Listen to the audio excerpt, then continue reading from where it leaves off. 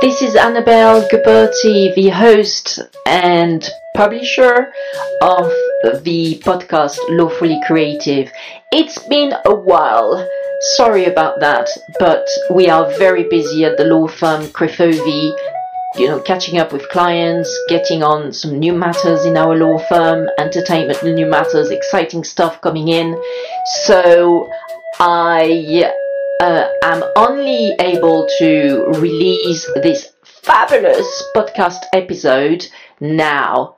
So on the 21st of August 2023, I had the extreme pleasure of meeting in person Marta di Nozzi, who is an assistant engineer at the very prestigious Abbey Road Studios, music studios. And we had a delightful time, and Marta is a very professional, determined and thorough person. She works very hard. You can really hear it from her answers to my various questions. And she takes her time to really master a craft and to really move upwards step by step at a rhythm. And I really appreciated this curiosity that she has for the field of music recording and music mastering and mixing, and at the same time the humility somehow that she also has in assessing her skills, her skill set, her abilities.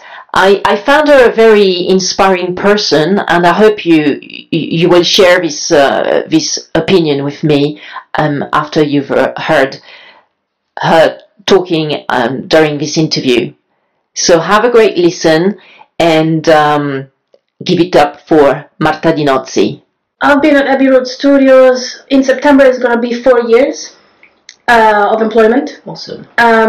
Before that, I studied 1 year at the Abbey Road Institute here in London, which is a school that has the name of the studios as well. Is it close by? So it used to be next door, in the building next to Abbey Road, but now they relocated to Angel Studios, which is a much bigger facility, but they have much more in Islington space. Yes. Okay. Yes. There's a bus that you can take on there. Yes. Over there, I think it's 143 or something, which brings you to Islington. Oh wow, okay. Yeah. So you did that for a year? Yes, so the course is a year, and is sound engineering and music production. And after that, there was the possibility for me to stay at the school for a bit more, because some students get the opportunity to work in the school as technicians. So they take care of the facilities, they help the new students settling in and troubleshooting if they're in the studios, just help around. So I did that for around 7 months. And after that, there was an opening for a runner's position here at Abbey Road Studios, so I applied for the job. What does that mean, runner's position? So it's the entry level for the people that want to do sound engineering in a studio. Okay, so like in a law firm, you would say I'm a trainee. You were no longer a trainee, I suppose. So like first year associate, you would say in a law firm. So yeah. You were like, I think so. Okay. A runner. Studio runner. So they were used to call T-boys once, because they were the people that actually were taking care of bringing drinks and teas and food to the sessions, to the clients. That's important. Oh my God, very important. Right now, obviously, there's a bit more to do in terms of what concerns a runner in a studio as big as Abbey Road. Sure. So you don't just bring drinks anymore or food anymore to people, but you take care of the booking of the microphones, you help setting up, packing down. You're basically the first one to arrive in the morning and the last one to leave in the evenings, after you helped everyone in every session in the whole building. Yeah. So definitely like a first year associate in a law firm. Yes. there's the learning curve is pretty steep, because in your first few months you kind of learn to do everything. You have to learn every room. You have to learn about everyone, all the members of the team, and how things work. So it's pretty intense. Speaking about that, actually, how many rooms are there in Abbey Road Studios? If I'm right, it's a total of 7. Wow. Okay. So we have the 3 main studios, so Studio 1, 2 and 3, the most famous ones. Then we have a couple of mixing rooms for Atmos called Mixstage and Penthouse. And then we have some smaller studios called Front Room, the Gatehouse, and which are more for sort of band, smaller... less money. Less budget, let's say, as well, which is good, because you can get a nice vocal recording or a guitar or some drums recorded here. Okay. In a nice space. So yeah, there's quite a few rooms to cover. 7. Yeah, around 7. Yes. Lovely. And I remember this funny anecdote about the Rolling Stones, who recorded one of their album outside of the UK, because the taxation rate was 70% at the time in the 70s, and or even more than that. And they actually decided to relocate in the south of France in a very, very plush villa, I think on the peninsula of it will revert back to me, but between Villefranche-sur-Mer and Monaco. And so I think it was called Westcote or Hasco. And so these guys, the Rolling Stones, they were always recording their sessions in the middle of the night, like starting from midnight until 5 a.m. And so at some point, all the neighbors in the plush villas around them in this peninsula called, I think, Cap Ferrat, Saint-Jean-Cap Ferrat, that's right, Saint-Jean-Cap Ferrat, they actually called the police and decided to evict them. So they had to bugger off the Rolling Stones. And the reason why I'm mentioning this anecdote is because I was wondering if here at Abbey Road Studios you can accommodate the needs of rockers who are a bit, bizarre. I mean, for normal people who work, say, 9 to 7 or 9 to 8 p.m. And, if they want to start recording at 10 p.m. or midnight, is that something that can be accommodated here? And also being compliant with rules. I suppose this is a listed conservation area. Yes. So. The building is... Oh, as well. Yeah. Okay. So...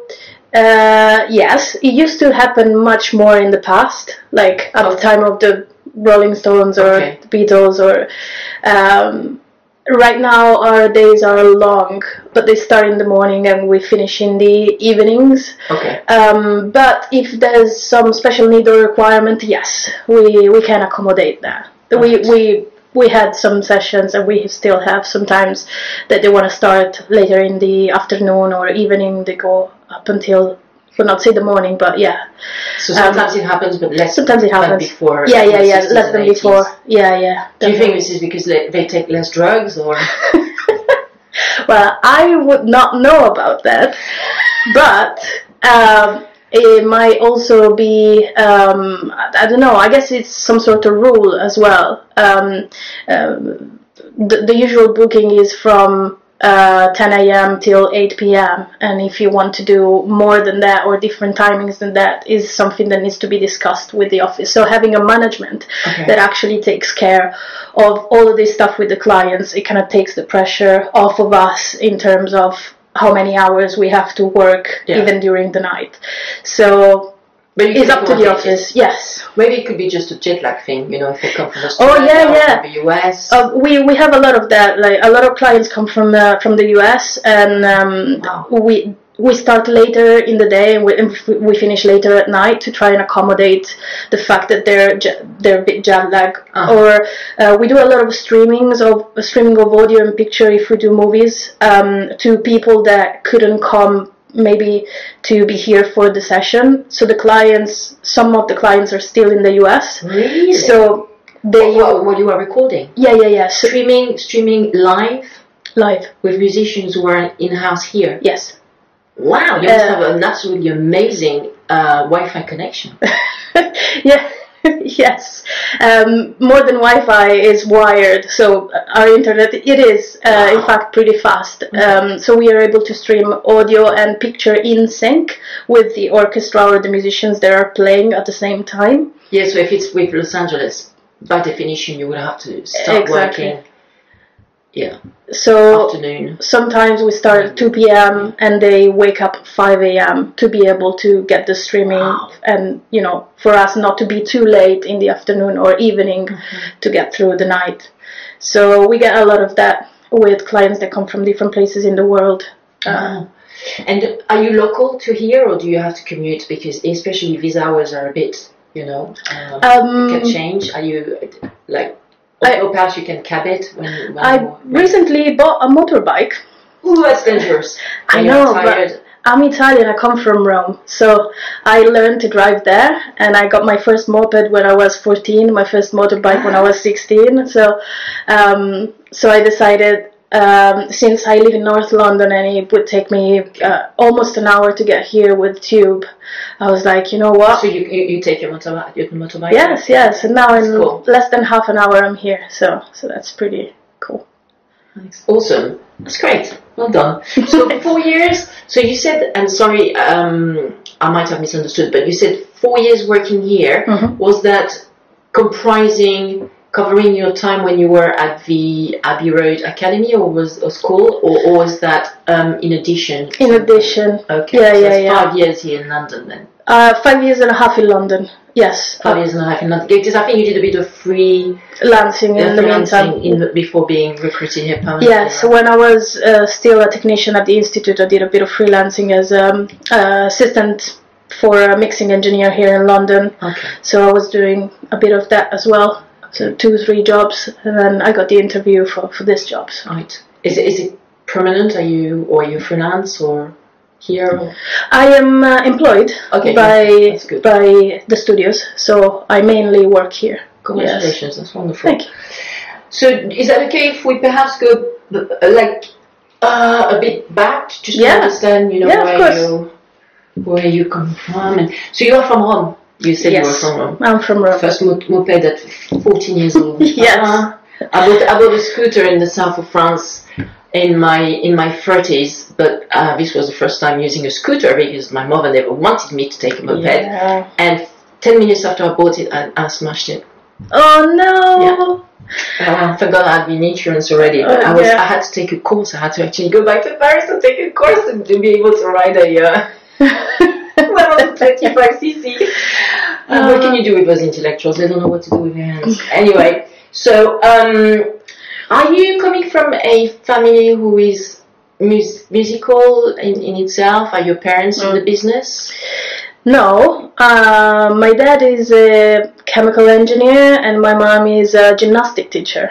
So, but both of them, before having their let's call it real jobs, they were passionate about something that regarded music.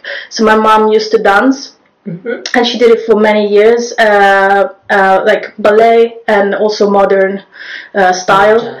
But when she figured out that she didn't have the right body, or what they considered the right body at the time, to become like the first ballerina, or the one at the front of the stage, she had to make a choice. Even if she loved dancing, she was like, I would probably have a better career if I go towards gymnastics, and that's what she did. So she gave up the musical part of her life in some sense to get some what was considered at the time more of a real job. So that's where she went. She did it for her whole life. Was she going to a musical conservatory to get her ballet classes, or were also some music sessions and classes were given to other students? Or because in France, for example, where I was brought up and where I was born, almost every town has got a municipal town conservatory where you can study music as well as solfeggio, scoring and reading scores, and also playing instruments, and also learning ballet. Mostly the classical ballet. So is it like this as well? So in Italy it is like that. We have what we call conservatori, and there's one in every city. Okay. Very famous, the one in Rome, especially. But no, my mom never studied there. She took ballet classes and all of that for many years until she was 17, 18. Okay, more on the private. Private, yeah. And then she went to a university. You could actually study how to become a gymnastic teacher, and it's like a university. Sure. It's like 4 years or 5 years. Which university did you go at La Sapienza? No, my mom is from the north of Italy. Okay. She's from Bassano del Grappa, which is out of Vicenza, and it's near Venice. So it's the northeast. Okay. So she went to Milan to study there. And after that, which university did she go to? If you remember, of course. Yeah, I think I do remember. I don't think she would go to Bocconi for this.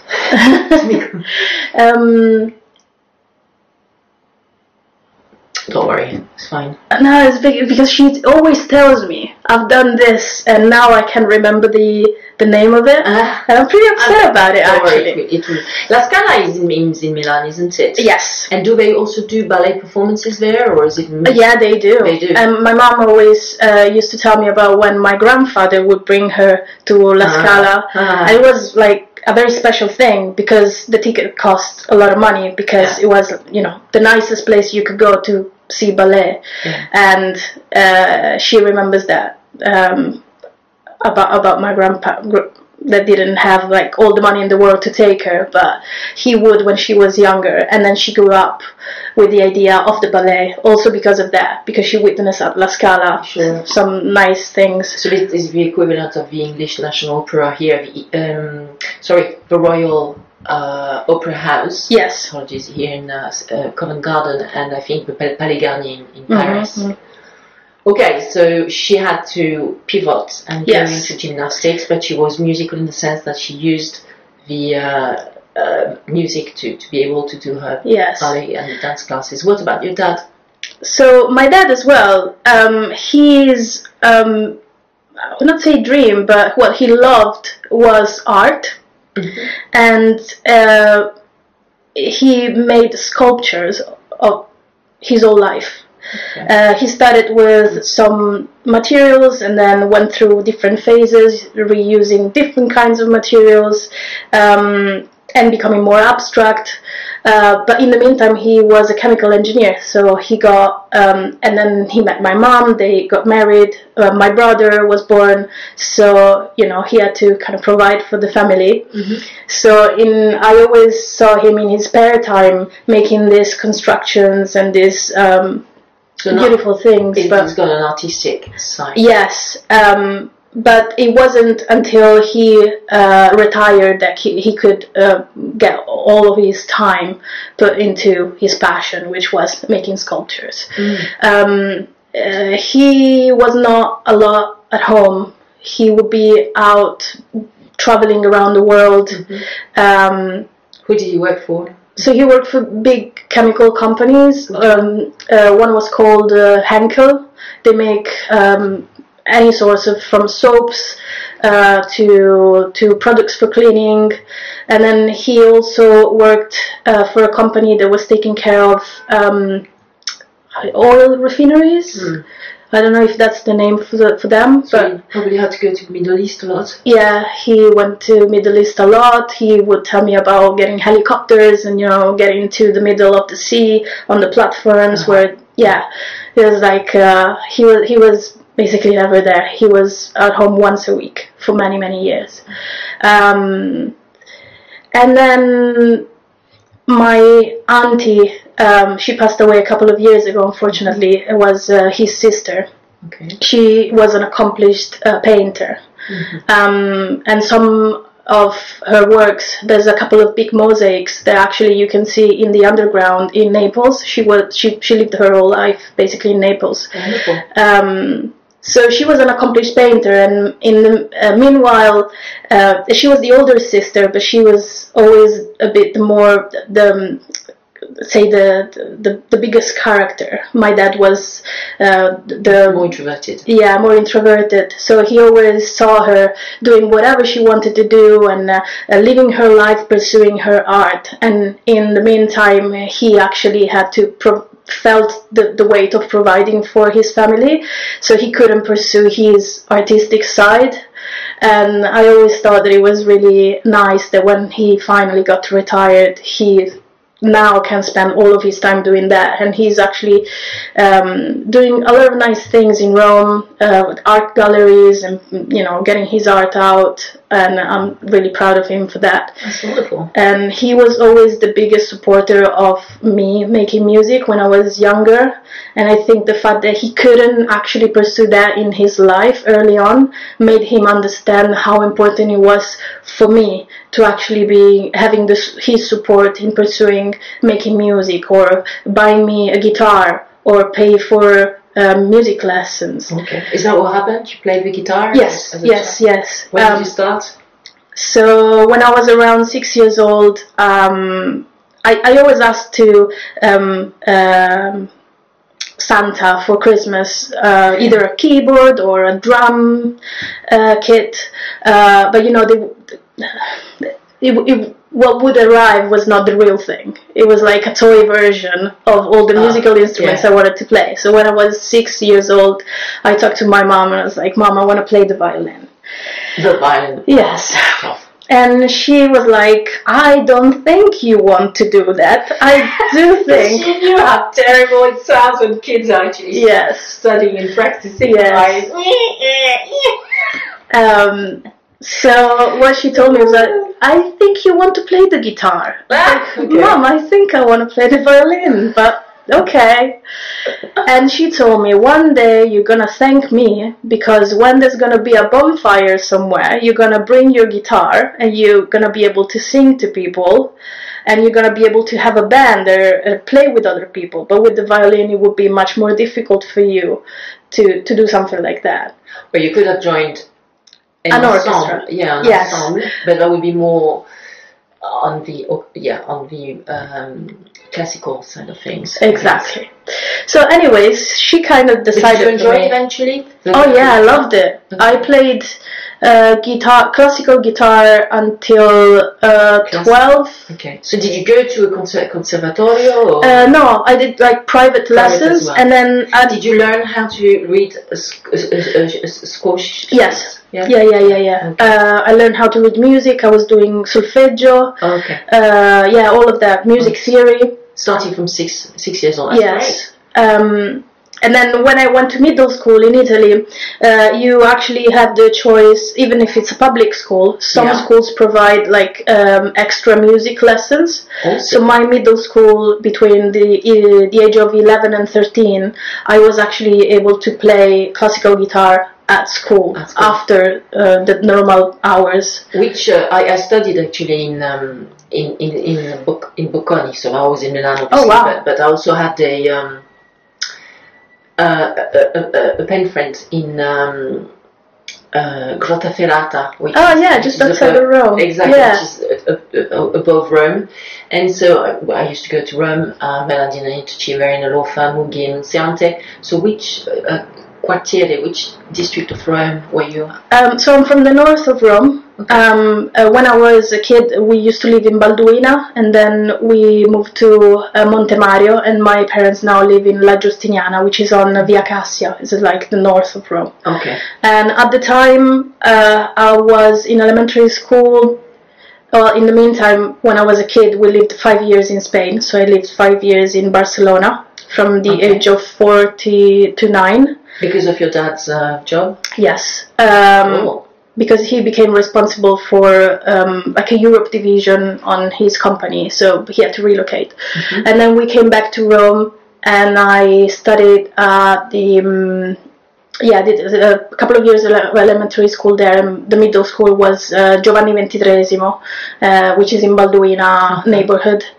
And after that, I went to high school Every end of the year around May, June, were you taking some concorsi, like exams? Yes, that's mandatory every year. Okay. Yes. So you were basically every year going up a level and. Yes, like how it works in Italy I find is slightly different than what it is here. Here they have all these kind of levels with, the letters in front of it, like A something or this grade. Uh-huh. I never saw any of that in any of the private schools I was attending. Okay. It's like, this is something you would do to have like the diploma that certifies that. If you want to access the conservatory, or want to do a specific job, but like a regular school would not provide you with some certificate that tells you which level exactly you are in, for a European recognition or world's recognition of that. Older than you, at around 11 years old, I started playing the piano, and then I decided to switch to the flute, flauto traverso. Mm-hmm. And every year in June we had to play in front of a jury of like 5 or 6 music teachers in the Conservatoire de Suresnes, so Conservatory of Suresnes, and it was pretty scary. Yeah. Most of the time we couldn't have a score sheet, we had to have memorized everything by heart. So French are pretty tough with their music education. Yeah. Were your teachers, were they telling you you are gifted? You should really pursue? They used to tell me always, you are a good player, but you are lazy. You don't want to. You don't rehearse every evening. No. 1 hour. It was the opposite. It was like, you don't read fast enough. You don't read music fast enough. And since your brain knows it, you learn everything by heart because you have amazing ears. Wonderful. So what I used to do, I used to know every piece by heart, just because my teacher would play to me a few times, and then I would actually understand where my fingers were going. I was taking a glance at the music, but I was not actually reading it all the time, and I was going just because of the sounds of the notes, not because of the notes I was seeing on the paper. Surely I'm sure you know that most guitar musicians in the rock and like in contemporary music, but in the space of pop music and stuff, like commercial music, most of them, they don't read music. True. It's just by ear and looking at how the chords are being played, and it's pretty amazing. And I must admit, I'm very dependent on my score sheet. If I don't have a score sheet, I still play the flute from time to time at weekends, and my memory is terrible. I need to bring the score sheet out. No, I'm exactly the opposite. And then I found out when I was a bit older that I had, no doctor ever diagnosed anything to me. But I sometimes when I was at school and we were doing mathematics, I used to switch numbers when I was writing them. Maybe a touch, but that would not help. Also with reading music. That's why I was so lazy as well, because I was probably getting a bit confused and my brain could not process fast enough the paper. So I relied a lot on my ears. And at the time, all of my teachers were just saying, you should not do that, because when you need to read and you're never going to be able to sight read anything if you keep doing this. Yeah. But I didn't care, because I didn't want to become a classical guitar player. That was not my thing. I was just feeling the music inside of me, and I wanted to play along. Or I liked a lot of different music, like especially pop music at the time when I was younger, pop, rock.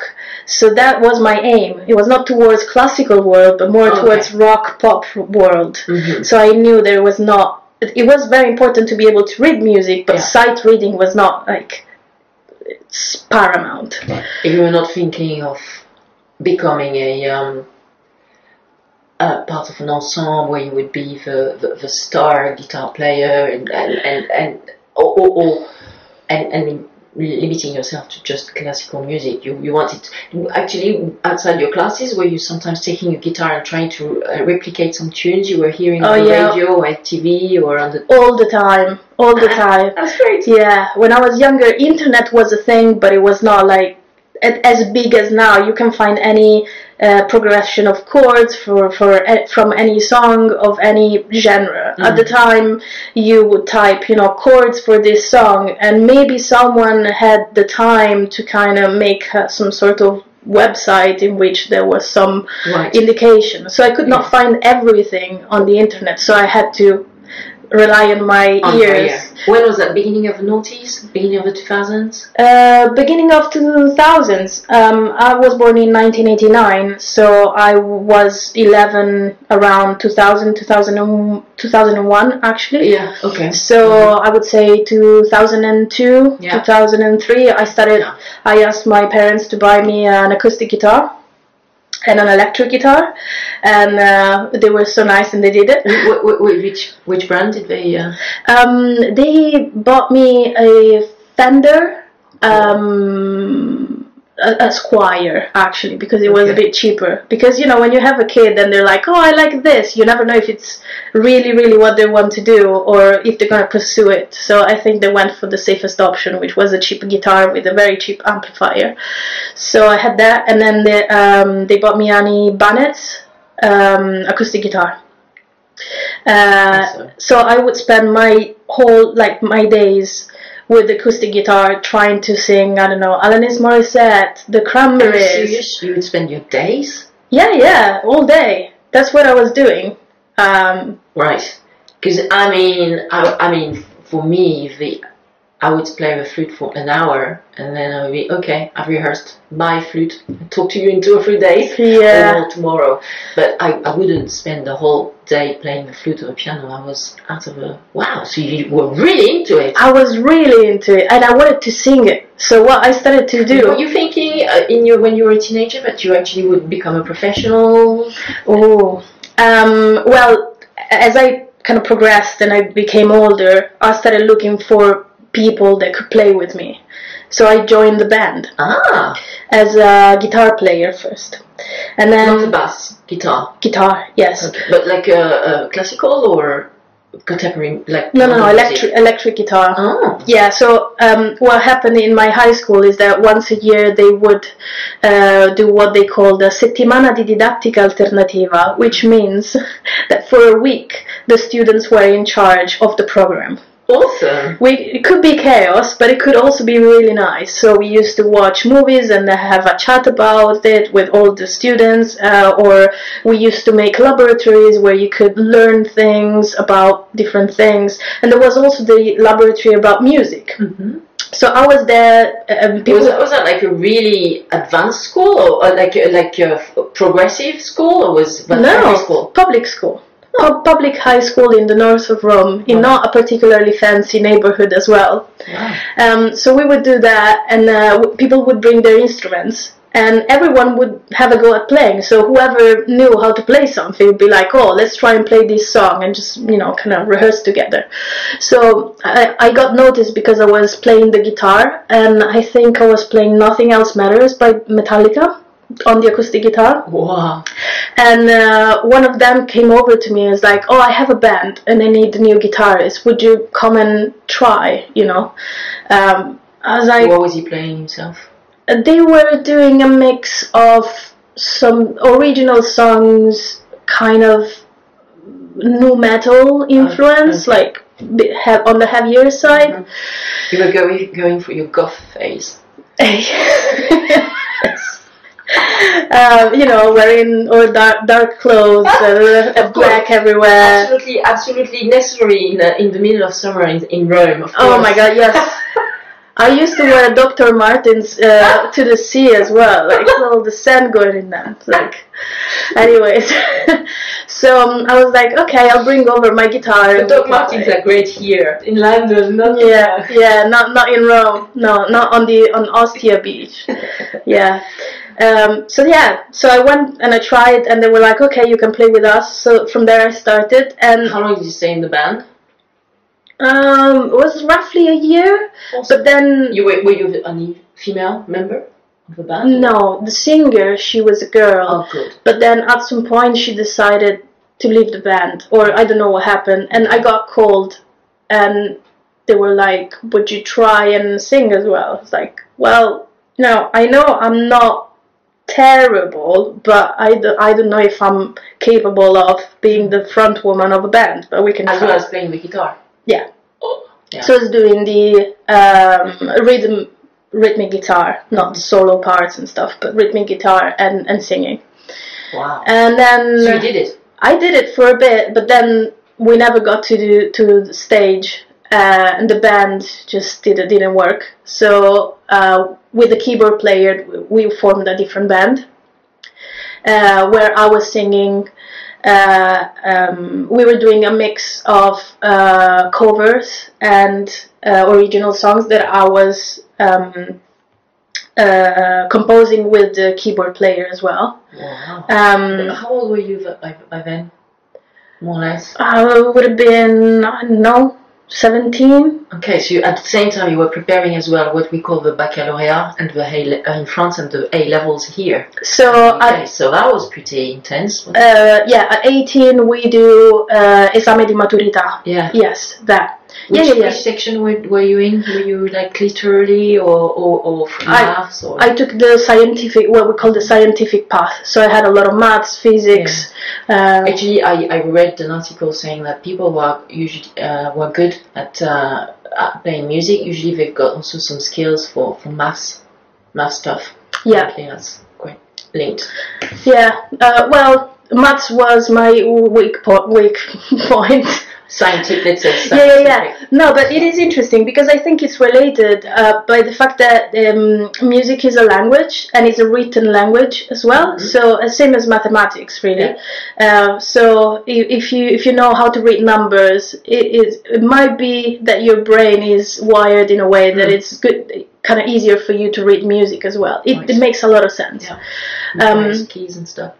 Yeah, so I was doing all of that in the meantime, and I was also trying to get my exam done. Which, let's mention it because I think it's true also in Italy, the scientific esame di maturità is probably the toughest among all of the...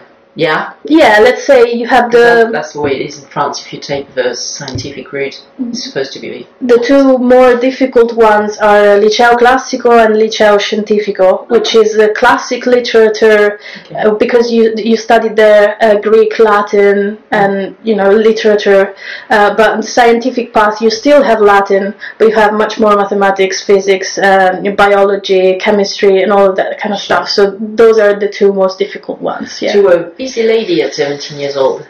I was everywhere. I don't know where I was finding the energy if I think about it now. That's awesome. And were you going to gigs? Were you going to concerts? Because I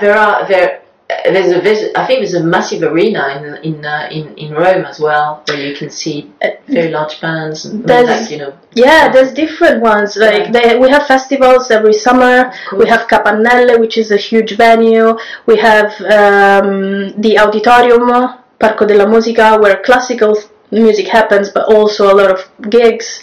And I remember my first ever gig. I was 15. It was at the Teatro Tenda Strisce, just outside of Rome, and I went to see Lacuna Coil, which is an Italian metal band. Wow. And chaperoned by your dad? Or was it? No. Staying with your friends? I went with two of my classmates. We were the same age, and one of my classmates' mom got us to the gig, left us there, and then came back to pick us up like 2-3 hours later. Your parents were pretty cool. Yeah. Cool. And it was amazing. We were all horrible and sweaty and just like jumping around. So I was about to ask you whether you were into Lucio Dalla e Giovanotti, but perhaps not then. No, not then. No.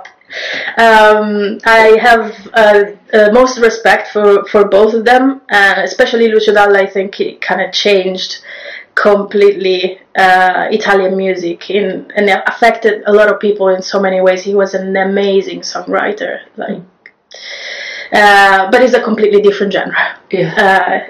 That's like popular Italian music made with a lot of heart. But at the time I was full metal, new metal. I wanted to, the noise from the guitar, the distorted guitars. The French intellectuals who say Italian music, they reply Paolo Conte. Yes, that's another classic. Yeah, I really do like Paolo Conte, by the way. Okay, great. So in a way, I think really you coming to London made a lot of sense in view of your musical tastes. But you went. It says on your profile for Abbey Road Studios, you went to St. Louis College of Music. So how did this, was this after the licenza di maturità or before or at the same time? So the path that got me to where I'm here now has not been exactly straightforward. When I did my esame di maturità, I got my score, I got out of high school, and I got the choice. Like, everyone in my family has a degree, so they all attended university, which made me think that automatically I should do it too. Okay. Do you have a lot of siblings? I have just one brother, and he's 13 years older than I am. Okay. So what does he do? He's a broker. He lived in London for 11 years and then went back to Spain. He's married to a Spanish woman, and they have 3 beautiful kids. In Barcelona, you said? They are in Madrid. Okay. Yeah. So he probably studied economics. Yes, he did. Yeah. Yes. So there was this pressure about getting a degree. I kind of felt it, yes. Yeah. And the problem at the time is that I didn't know what I wanted to do. Or I thought I didn't know. Because I didn't see music as an option. Really? Yes. I thought I wasn't talented enough to become a player. Like, a session musician or playing just, as a job. I thought I was not talented enough to become a singer. Or to join the conservatorio, because it was a tough path. Because I was passionate about music, but I thought that having a band was not enough to kind of, get a living out of it. So I had to make a choice. There were 2 things that kind of got my attention. One was architecture, which is really important in Rome. We have one of the oldest faculties for architecture alla Sapienza. And then biology. Very different, though. Yeah. Wow, both were very different. Yeah. Yeah, we're thinking, how am I going to earn my crust? It's great to love music, but if I can't live. Yeah. So what I did, since biology was what we call open number, so you can enroll and you're automatically in. But architecture had a test, because there's a lot of people applying and not enough spaces. So I was like, I'm going to attempt the architecture one. If I get in, it means that, destiny decided for me that I'm going to become an architect and not a biologist. But did you have to study hard to get this? Well, yeah. Okay. I had to study for a few months. Okay. There were like 3,000 people applying, and they got like the first 1,000 or something, less, 800. So I got in. Wow, well done. Yeah. Did you enroll into a course to prepare yourself for this entrance exam, or did you prepare by yourself? No, I got the books and I studied. By yourself? Yeah. Well done. And so I got in, so I started studying architecture, and one of the first things they tell you... 7 years of studying before you can even go to a practice. So it's 5 years of uni, but the average time that a person would take to actually get to the degree is 7 years. Yeah. And the first thing they tell you, the first lecture, they look at, you're there with hundreds of new students, and they look at everyone and they're like, with the microphone, they say, hi, welcome, you're one of the most prestigious faculties for architecture in the world. I enrolled in the Ludovico Quaroni faculty. There were 2 at the time, Valle Giulia and Ludovico Quaroni. One was considered more of a classical approach to a study of architecture. The other one was more sort of design, kind of. So I got in the Ludovico Guaroni one, who was the founder. A more classical one. Yeah, more like architecture. That's it. And in the microphone they said we have a 25% rate of actually people getting to the degree. So this means that even with an entrance exam, which is tough. Yeah. So this means that 3 out of 4 of you are not gonna make it. So if you have any doubts now, this is the first day. You still have time to enroll in a different faculty and study something else. So if you want to leave, this is the moment to do it. Why are so many people falling out of a curriculum? It is very long, and it's a very difficult one. Wow. The teachers are established architects or people that belong to families where everyone was an architect, and they kind of expect so much of you, and it's pretty brutal the approach they take, because they have so many students. They don't need you. That's the point. They're like, you wanted to do it, so you have to demonstrate me your worth. So how long did it take you to understand that wasn't enough? So I did it for 5 years. I arrived to the last year, but it would have taken me another 3 years to get the degree. And by then you were not yet at St. Louis College of Music. By then I was 23. I thought I was old to change, and I was seeing my life as a failure, because I would have to spend another 3 years of my life studying something that I was not really passionate about. Okay, but then you had ascertained you were not really passionate about architecture. Yes. And in the meantime I was making music with my band. We were doing gigs, and I was doing all that stuff on the side as well. And your parents were okay to support you for 5 years, or you had to work as well? Like every once in a while I was kind of helping in my cousin's. He has a shop in the underground, selling tickets. So every once in a while my dad would send me there saying, you are a grown up now. So if you need the money Non sei una vitellone, devi andare a lavorare. Esattamente, proprio così. So, which is fair. It's fair, because I was pursuing my interests and music, and I was not progressing fast enough with architecture. And at some point I was just so sad and depressed that my parents came to me and they were like, Marta, you cannot go on about this like this, because I don't think that's the right approach to life, really. So if this doesn't make you happy, it's fine. You're not a failure. Find something you're passionate about and you want to actually do. It doesn't matter if you're not going to become an architect. Just please change this situation, because we don't know how to help you anymore. You were really feeling quite depressed. Yeah, I was really feeling sad, yes. So how did you come across St. Louis College of Music? It was actually my mom. Oh, she was really? Like, because I didn't know about the existence of St. Louis College of Music. I only knew about the Conservatorio in Rome, that they were, teaching music in all of its different fields. Probably classical music, though. Mostly classical. Yeah. And then what I was doing with my band, I had the computer and I would try and record our music.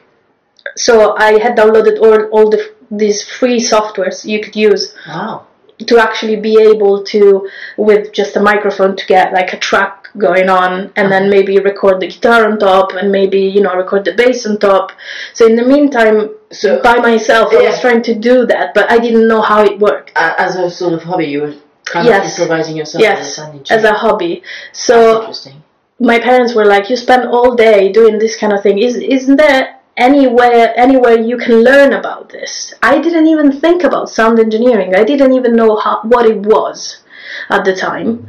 And so I looked at the Conservatorio, and they had a section about sound engineering, but it was so classically. Exactly.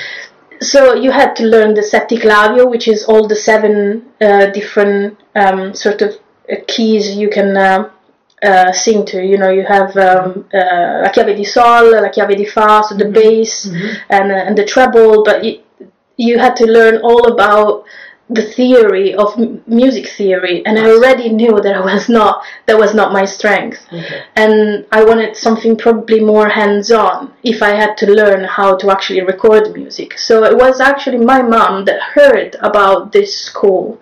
She was like, why didn't you... She's a teacher. Oh, she was a teacher then, so... Yes. Yeah, she had a network. So probably... She probably asked around a bit. Yeah, she asked around a bit, she talked to someone, and she was like, this private school... This is a private school. I was wondering, actually. Yes, it's a private university. Yeah. And they give you the equivalent... Università. Università, yes. Okay. So my degree is the equivalent of a bachelor's degree. So does this mean you got 2 degrees? One in architecture and the other one... I never finished architecture. I dropped out. You dropped out. Wow. Well, okay. And so how long was that degree in St. Louis College of Music? 4 years. They had in Italian, but you had like they teach you English as well.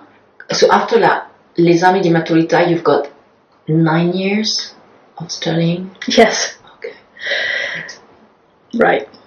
So they have a preparatory year if you don't know anything about audio. So you did it? So I did it, and then I did the 3 years for the bachelor's degree. Okay. So it's 4 years total. And which district of Rome is it based in? It's in city center. It's in Rione Monti, very close to the Altare della Patria. Like that's cool. Via Cavour. Oh, lovely. Oh, wow. Yeah, nice city nice center. shops there. Oh, yeah. That was nice to commute to these parts of town every day, I suppose. Yeah. I had to take the train and then change and get the metro A or metro B.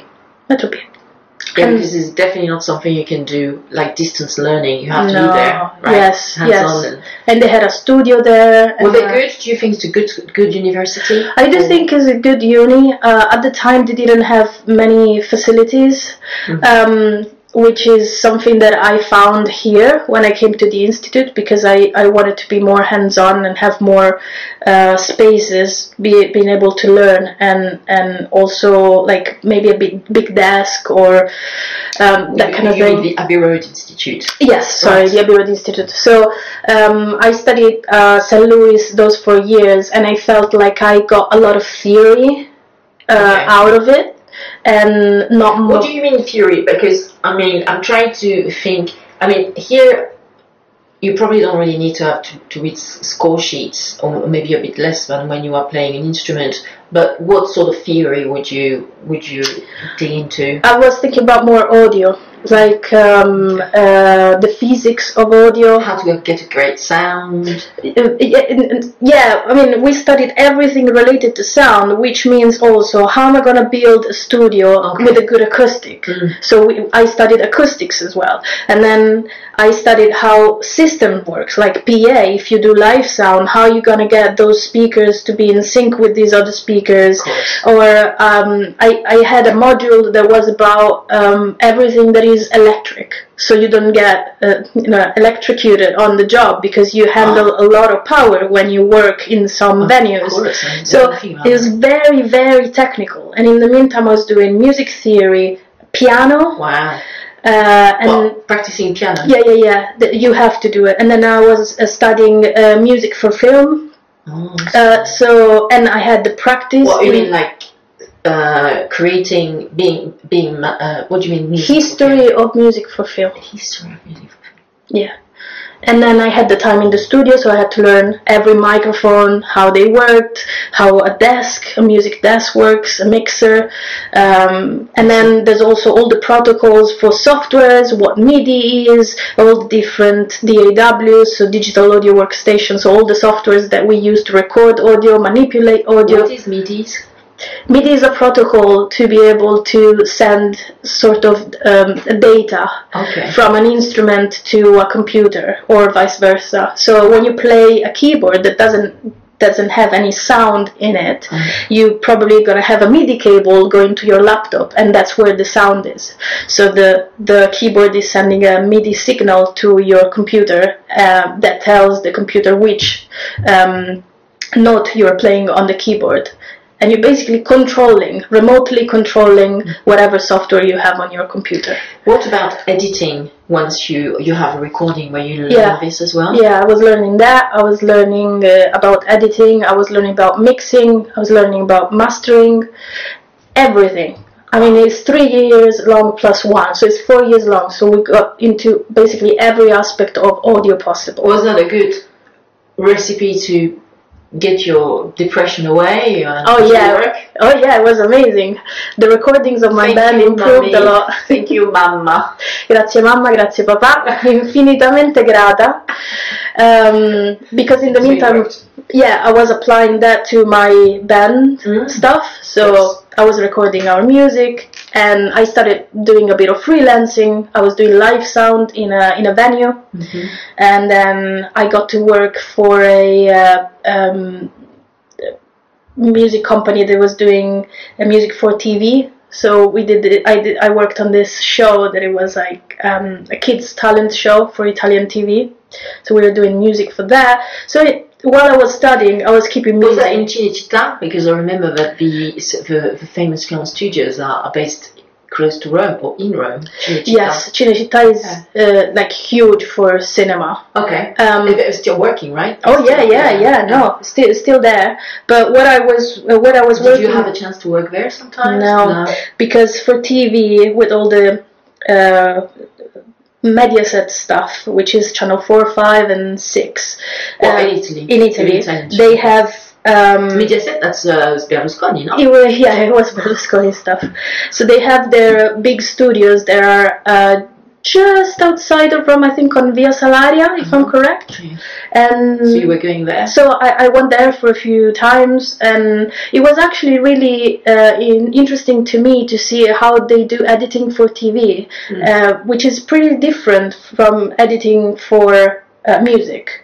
When you edit music, you try and be musical about it. When you edit for TV, you're trying to be practical about it. Sure. So it's two completely different approaches, completely different softwares as well that they were using. So I got to see another side of the music business, which is probably very useful for you now, because I understand that in your work that you do nowadays for Abbey Road Studios, sometimes you have to work on projects which include movie scores and therefore need to fit to the to the video and shots and stuff. The idea of having the picture in sync with the music, and then having the music maybe fading out or fading in when there's a dialogue, and the idea about the music being sometimes complementary or in the background, and some other times being very prominent.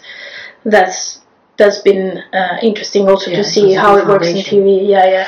So thanks, that's very enlightening. And so what are the links between the Abbey Road Institute and the St. Louis College of Music? Are they close, or was it just like a coincidence? From what I know, there's none. So how did you come across the Abbey Road Institute in another country?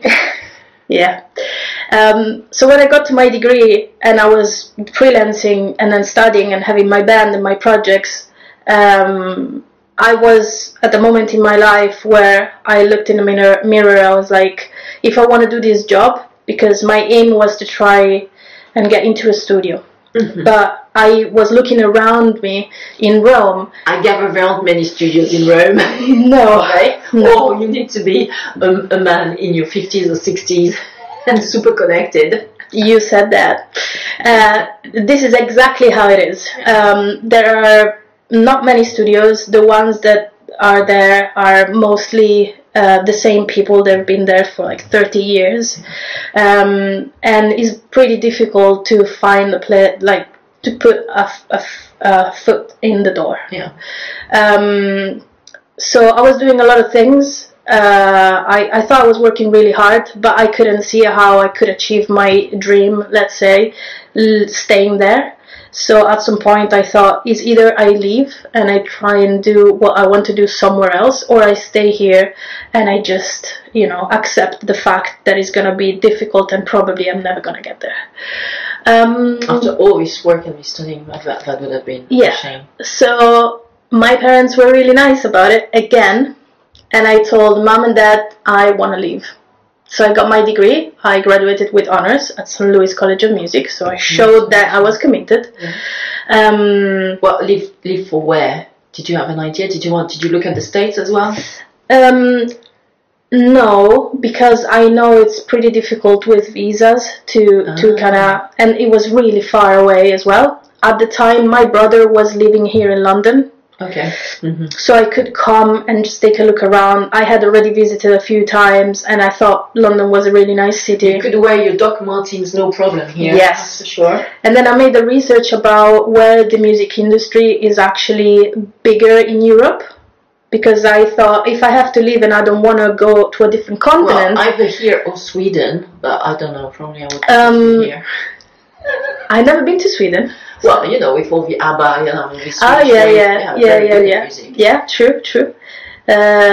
So what came out of your research? What was that the biggest, in terms of revenue and how big the business is, England and London specifically were like the top city to go.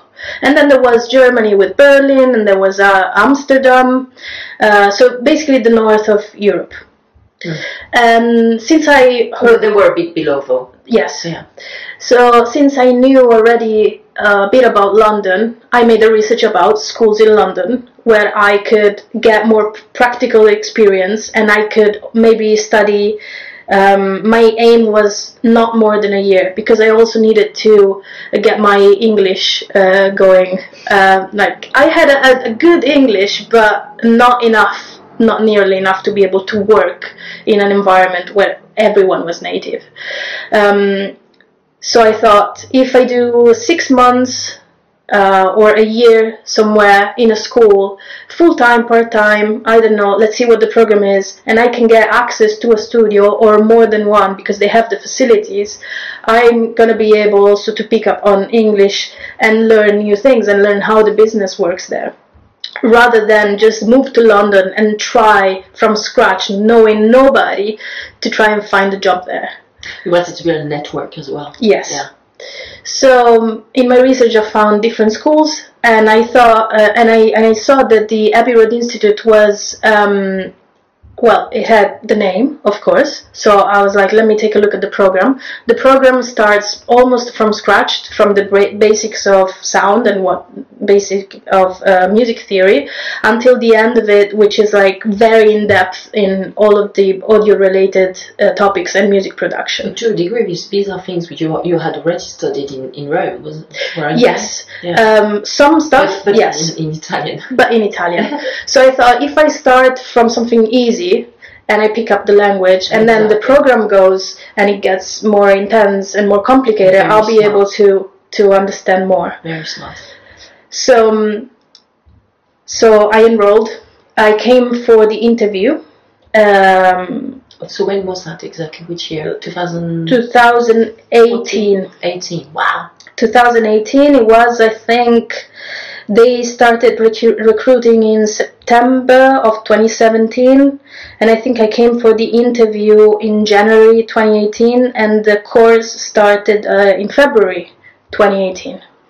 So they sent me the letter, you know, you've been accepted. You have to demonstrate a certain knowledge of music theory, or like present projects you worked on. You need to be able to play an instrument. It doesn't... Piano and guitar, so you were good. Yeah, it doesn't necessarily... You don't have to be a virtuoso of the instrument, but, you know, the necessary to kind of be able to understand what harmony is, for example. So I did that. I got my letter, I got accepted, and a month later I was here in London and I started studying at the Institute.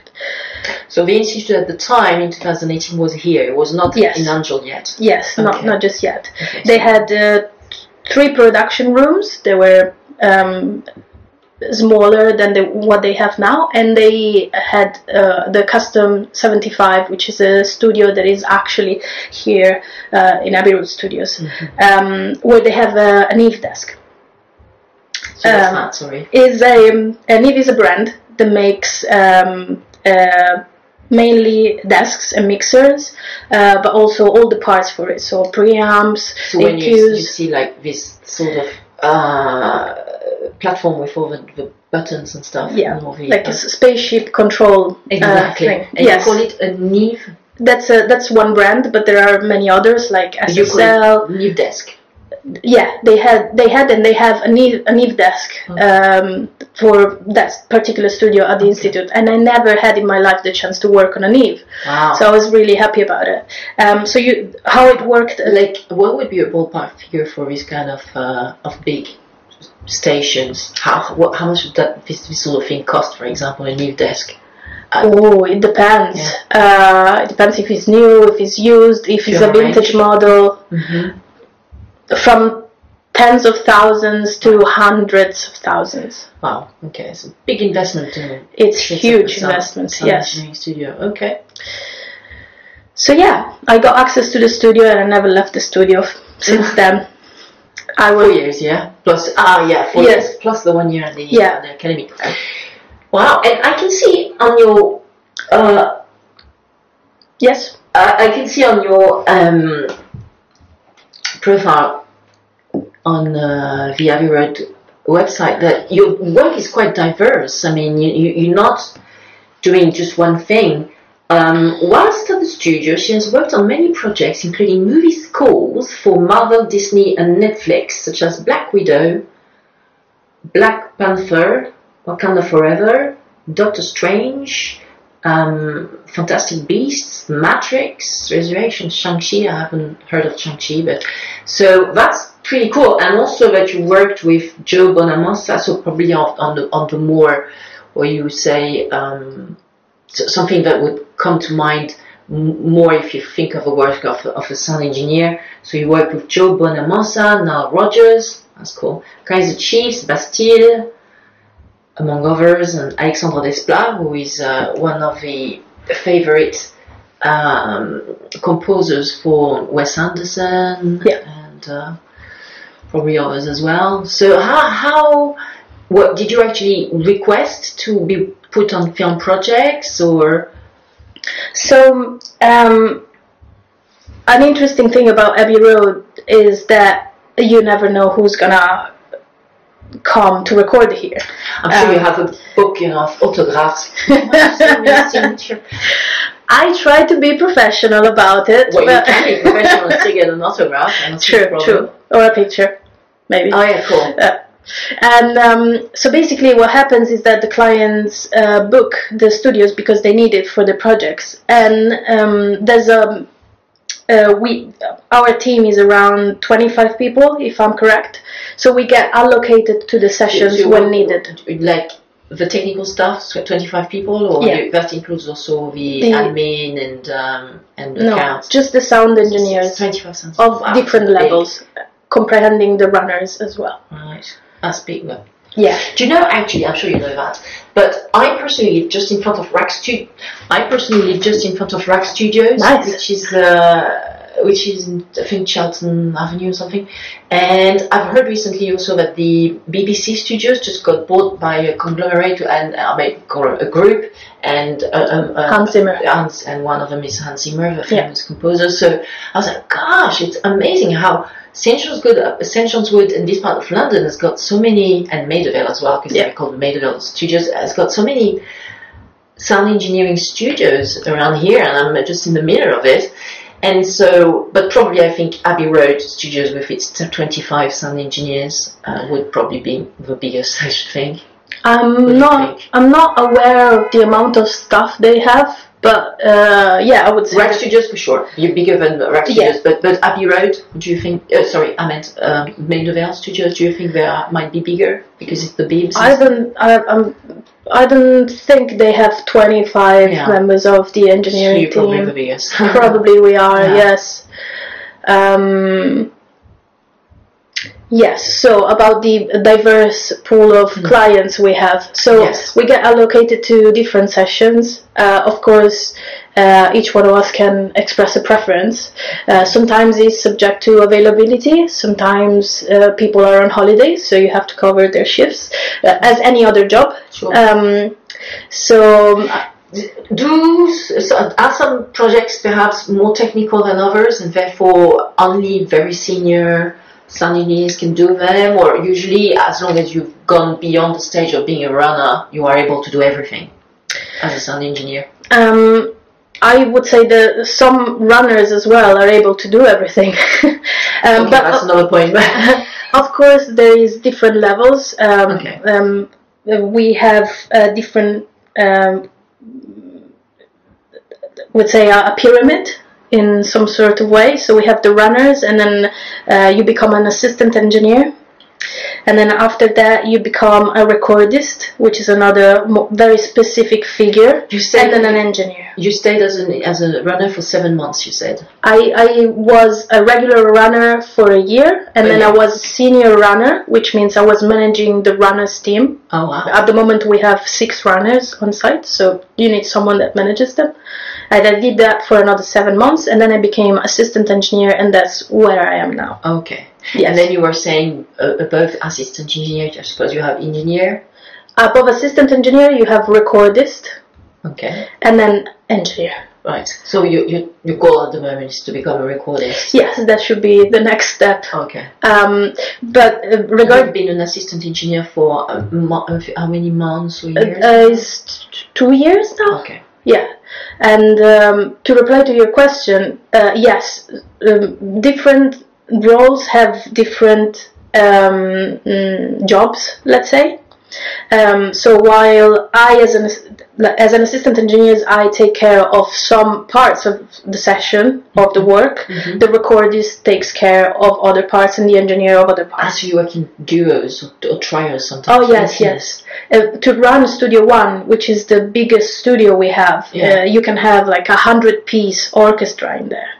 Oh, so they plan records his scores with orchestras in, for example, in Studio One. Yes. So to run Studio One, there's the need for 3 or 4 of us. So you're gonna have an engineer, a recordist, and an assistant assigned to the session. Sometimes a runner too. Where is this Studio One? Is it like in the basement or in the main building, or? Yeah, in the main building. Like the building from outside looks small, but once you get inside, it's huge. Ah. Yeah. Oh, it's got an underground bunker or something? No, it's like. I hope you got planning permission. No, it's actually, once you go in, you go downstairs and you have Studio One live room, which is really big. And Studio 2 is just in front of it, and Studio 3 is just above. Okay. And those are the 3 bigger rooms. Okay, and so the smaller studios are perhaps a bit up on like second, third floor, third stories. So the gatehouse is actually just outside. We have a ramp on the left, so it's just like separate. Okay. And the front room is actually looking at the building, the window on the left. So it's just at the front, in front of reception. Mm-hmm. So yeah, the smaller, and we have the other smaller room. One is upstairs at the last floor, like on top of the building. Okay. And then the mix stage is big. It's like cinema big, and is on one side of the building, just outside of it. Okay. So that's cool because you don't have to externalize anything. You can do the whole supply chain. Yes. Like sort of forward, chain of doing all the tasks up to the final product, which is the mastering. Exactly, the master completed, and yeah, we can do everything on site. Okay, and so so as you were saying, sometimes in view of the planning of each one and stuff, you get allocated to a team of 2, 3, sometimes even 5 to do a project, and it could be recording a studio session, it could be working on a film project. Yes. Yeah. Anything else other than these 2 options?